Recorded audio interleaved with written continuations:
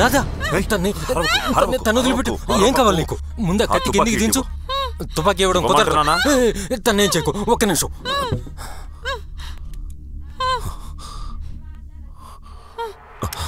క్షమించక్క, మీరు వెళ్ళండి. నువ్వు వెళ్ళు, లోపలికి వెళ్ళు. వెళ్ళు. మీతో కొంచెం మాట్లాడాలి. కూర్చోండి. ఏం చెప్పాలి? ఊళ్ళంతా రక్త మార్కలేంటి? కూర్చోండి సార్. ఈ ఊళ్ళో రత్నం అని ఒకరున్నారు, మీకు బాగా తెలుసు. అతను నేను చంపేశాను. కూర్చోండి ఇన్స్పెక్టర్, కూర్చోండి.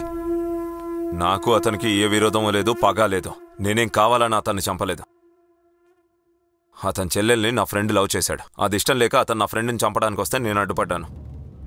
ఆ గొడవలో అతని చేతిలో ఉన్న కత్తి అతని గొంతుకి తగిలి చనిపోయాడు. నన్ను జైల్లో కూర్చోబెడతారనో ఉరితీస్తారనో భయం లేదు ఇన్స్పెక్టర్. కానీ ఈ ఊళ్ళో మా అమ్మ నాన్నలకు మర్యాద ఉంది. వాళ్ళకి ఏ తలవంపు రాకూడదు. దానికి నేనేం చేయాలి? మీ పాటికి ఏం తెలియనట్టు ఈ కేసును అలాగే వదిలేయాలి. అలా కాకుండా మీ పోలీస్ బుద్ధి చూపించి ఏదో సాధించాలనుకున్నారో మీ కుటుంబం మీకు దక్కకుండా పోతుంది. పోలీస్ డిపార్ట్మెంట్ గురించి తెలిసే మాట్లాడుతున్నావా? నాకు తెలుసు కాబట్టే నేనే స్వయంగా వచ్చి వివరంగా చెప్తున్నాను. దాని తర్వాత అంతా మీ చేతిలో ఉంది. ఇదిగో చూడు ఇన్స్పెక్టర్, నేను పుట్టడమే రౌడీగానో దోపిడి దొంగగానో పుట్టలేదు. దయచేసి నన్ను ఆ పరిస్థితికి తీసుకురావద్దు. ఎన్ని హత్యలు చేసినా ఉరిశిక్ష ఒక్కసారిగా. ఇంతకన్నా నేనేం చెప్పలేను. తుపాకిచ్చాలరా, లేకపోతే నా ఉద్యోగం పోతుంది.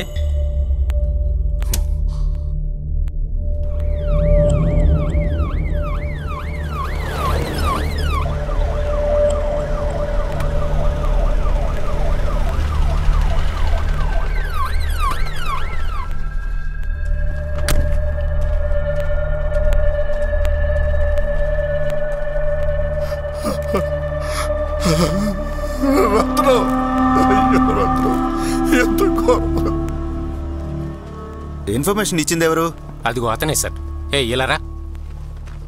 ఎప్పుడు చూశారు? ఉదయం 5-5:30 సమయంలో 2కి ఇటే పోతుంటానయ్యా. అప్పుడు చూశాను. ఈయనెవరో మీకు తెలుసా? బాగా తెలుసు, అందుకే వెళ్ళి పోలీసులకు చెప్పాను. ఈయనెవరు చంపుంటారో మీకేమైనా తెలుసా? పోలీసులు కోర్టులు కేసులను భయపడి ఎవరు నిజం దాచిపెట్టే ప్రయత్నం చేయొద్దు. ఎందుకంటే మేం గానీ కనిపెడితే అది మీకే ప్రమాదం. ఎంక్వైరీ పూర్తి చేశారా? బాడీని వెంటనే పోస్ట్ మార్టం పంపించండి. ఆ స్ట్రెచర్ తీసుకురండి. తప్పుకో, కొంచెం హెల్ప్ చేయండి. త్వరగా త్వరగా, జాగ్రత్త, నెమ్మదిగా.